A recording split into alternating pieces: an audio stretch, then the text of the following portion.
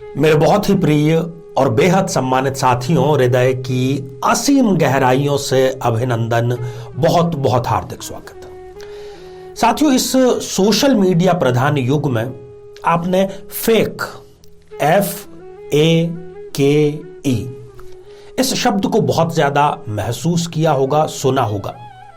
Fake ID बना ली जाती है, अपने आप को वो दर्शाया जाता है जो कि वो है नहीं। कई लोग फर्जीवाड़ा करते हैं सरकारी डॉक्यूमेंट्स में। तो ये जो फेक शब्द है, ये क्या मैरिज भी हो सकती है? क्या शादी भी ऐसी हो सकती है जो कि केवल दिखाई जाती है, सही मायनों में वो बिल्कुल है ही नहीं? क्योंकि फेक शब्द का अर्थ तो यही होता है कि जो झूठा हो, जो मिथ्या हो, दर्शाया कुछ और जाए और असलियत कुछ और हो। साथियों, मैंने अपनी प्रैक्टिस के दौरान ऐसी बहुत सी फेक मैरिजेस देखी हैं, और आज इस एपिसोड के माध्यम से यदि आपको बहुत मामूली सा भी नॉलेज जन्म कुंडली का है, तो आप स्वयं जान सकते हैं कि आपका जो विवाह है, आपने जो विवाह संपन्न किया है, क्या वो फेक है या फिर वो सार्थक है, असली है। देखिए, हमारी जो भारतीय मनीषा है वो मानती है कि दो जिस्म और एक जान होता है विवाह के बाद में, वो स्त्री और वो पुरुष। ये एक दो नहीं बल्कि 7 जन्मों का पवित्र रिश्ता होता है और बहुत ही डिवाइन ये रिलेशनशिप होता है। अब मान लीजिए कि एक कागज का फूल है, वो आपको दूर से देखने में ऐसा लगेगा कि ये असली फूल है, परंतु यदि आप उसको छुएंगे तो आपको पता लगेगा कि यह कागज का फूल है। तो फूल कागज का चाहे जितना सुंदर हो, पर फूल का जो धर्म है, जिस कारण से उसका जो पुष्पत्व है, वो उसमें नहीं रह जाता। साथियों, मैं बार बार लगातार और कई बार थोड़े गंभीर स्वर में भी ये कहता हूं कि कुंडली पूर्ण रूप से मिलान करके विवाह संपन्न करें। मेरे पास में यदि 100 केसेस आते हैं तो उसमें 95 केसेस वो होते हैं जो दाम्पत्य जीवन में कोर्ट कचहरी मुकदमे के चक्कर लगाते हैं, फिर वो पोस्टमार्टम करते हैं। मैं कहता हूं कि आप पहले क्यों नहीं कुंडली मिलान कर लेते? और कुंडली मिलान के नाम पर केवल आप लोग गुण मिलान कर लेते हैं और पछताना आपको ही पड़ता है। आपको भाव भी मिलाने चाहिए, आपको ग्रह मिलाने चाहिए, संपूर्ण कुंडली मिलान करनी चाहिए। तो साथियों, बहुत ज्यादा भूमिका नहीं बनाऊंगा और आज आपको एक ऐसी चाबी मैं आपको प्रदान करता हूं। आप अपनी अपनी जन्म पत्रिकाएं हाथ में लीजिए। हालांकि बहुत ज्यादा उसकी जरूरत नहीं पड़ेगी, परंतु फिर भी आपको वो देख ही लेना चाहिए। आइए साथियों, एक जन्म पत्रिका के माध्यम से हम इसको थोड़ा सरलता से जानने का प्रयास करते हैं। यहां पर आपको स्क्रीन पर एक जन्म पत्रिका दिखाई दे रही है। 12 इसमें भाव होते हैं, आपको पता ही होगा। जो लग्न भाव है, ये है आप स्वयं। आप चाहे स्त्री हैं या पुरुष हैं, ये जो लग्न भाव है ये आपको दर्शाता है।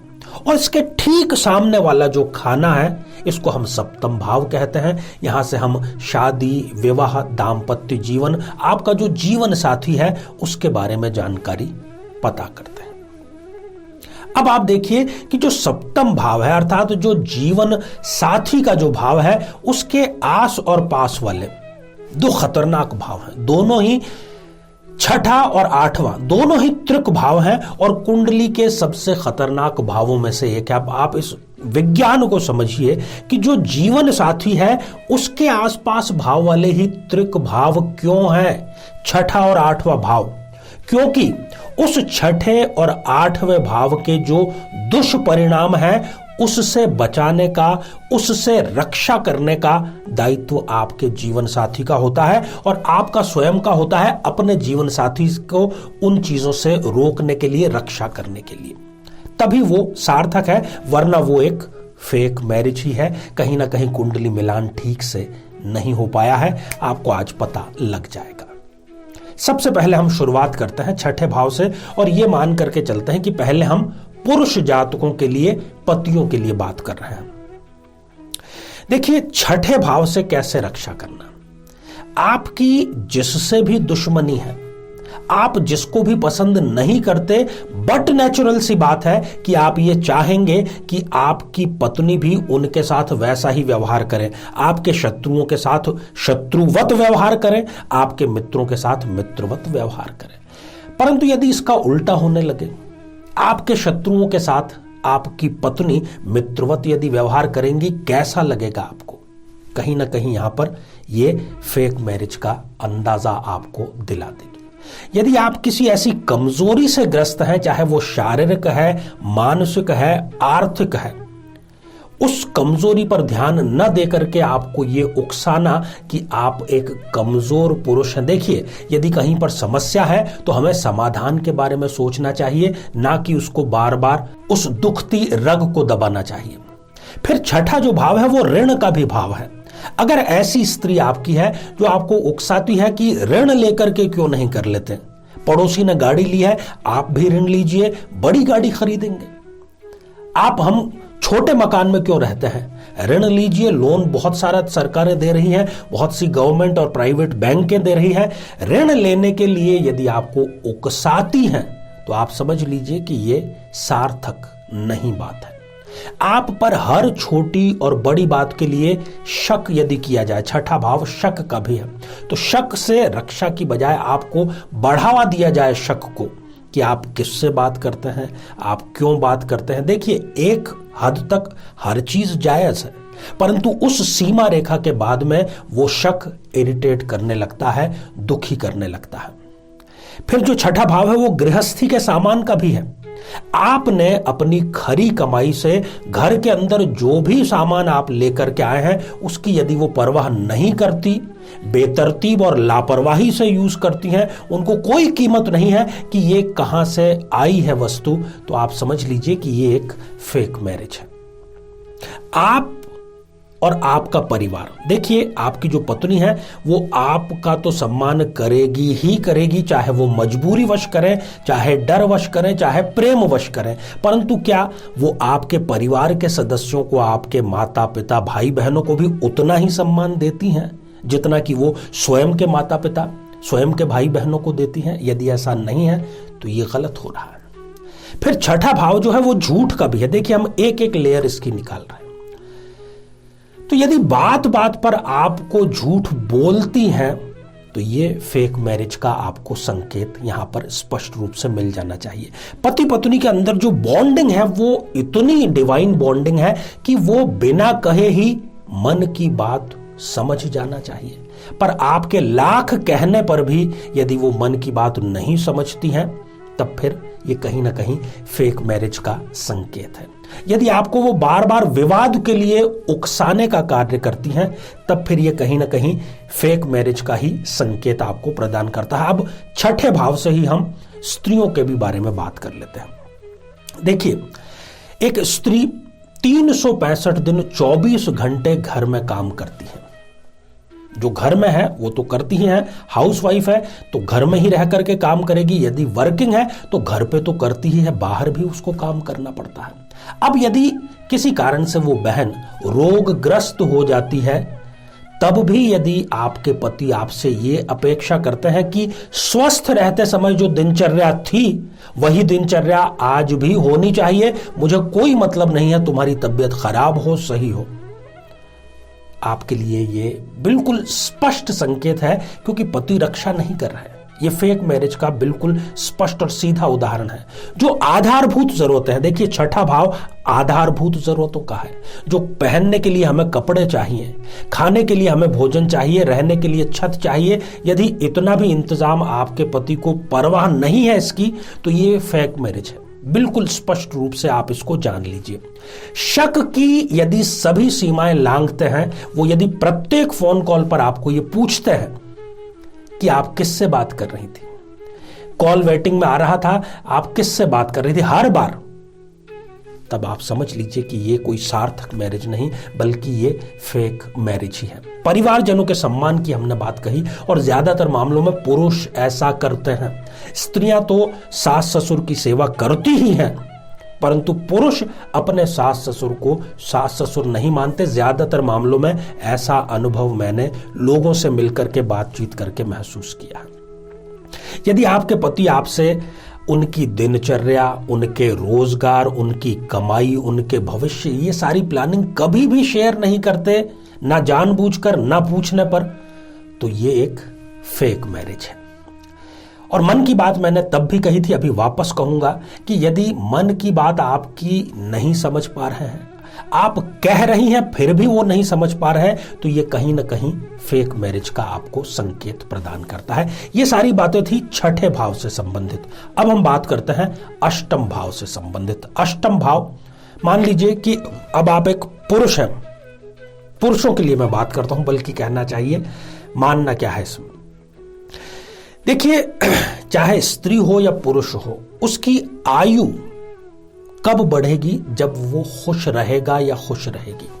यदि ऐसा माहौल दिन रात आर्टिफिशियली तैयार किया जाता है कि कलह का वातावरण हो, आपका ब्लड प्रेशर बढ़े, आपकी जो सांस लेने की क्षमता है वो तेजी से, जितना आप सांस लेंगे उतनी आपकी आयु कम होगी। यदि जीवन साथी इस प्रकार की स्थितियां पैदा करता है कि आपकी आयु कम हो, तब फिर वो एक फेक मैरिज है। साथियों, अष्टम भाव जो है वो रिश्वत का 2 नंबर की कमाई का है। यदि आपकी धर्म पत्नी आपको उकसाती है 2 नंबर की कमाई के लिए, या आप 2 नंबर की कमाई करते हैं, रिश्वत की कमाई करते हैं, उनको पता है परंतु वो आपको रोकती नहीं, ये एक फेक मैरिज का नतीजा है। साथियों, यदि वो आपको ऐसे उकसाती है कि बस रातों रात शीघ्र, अति शीघ्र धन लेकर के आ जाओ, बस, गलत है, गलत संकेत है, बिल्कुल गलत है। आपके पास में अभी किसी यात्रा में, विदेश यात्रा में जाने का बंदोबस्त नहीं है, फिर भी वो आपको यदि सलाह देती हैं कि कैसे भी करके उधार ला करके, क्योंकि मेरी सहेलियां भी घूमने गई हैं तो मैं भी जाऊंगी, ये सही मैरिज का नतीजा नहीं, फेक मैरिज का। देखिए, दिन एक जैसे नहीं रहेंगे। हम अपने पुरुषार्थ से अपने दिनों को बदल सकते हैं, परंतु जो दिन बुरा है उस दिन हमें जीवन साथी का साथ देना चाहिए, तभी तो हम सच्चे जीवन साथी कहलाएंगे। चिंता के मुद्दों को यदि बार बार वो पैदा करती हैं, गलत बात है। यदि आप किसी प्रकार का नशा करते हैं और नियमित रूप से करते हैं, यदि वो कोई आपत्ति नहीं कर रही हैं, तो आप समझ लीजिए कि आप एक फेक मैरिज के शिकार हो चुके हैं। यदि उनको केवल फिजिकल रिलेशनशिप में इंटरेस्ट है, बाकी और कोई इंटरेस्ट उनको नहीं है, इमोशनल आपका अटैचमेंट यदि नहीं है, तो ये भी एक फेक मैरिज का ही नतीजा आप समझ सकते हैं। साथियों, इसको मैं पत्नी के पॉइंट ऑफ व्यू से भी बतलाना चाहूंगा। जो बहनें हैं, यदि उनको उनके पति जितना समय देना चाहिए, देखिए हर व्यक्ति व्यस्त है, 24 घंटे ही व्यस्त है, परंतु फिर भी वो 5 मिनट तो निकाल सकता है अपनी पत्नी के लिए। 5 मिनट, 6 नहीं, केवल 5 मिनट।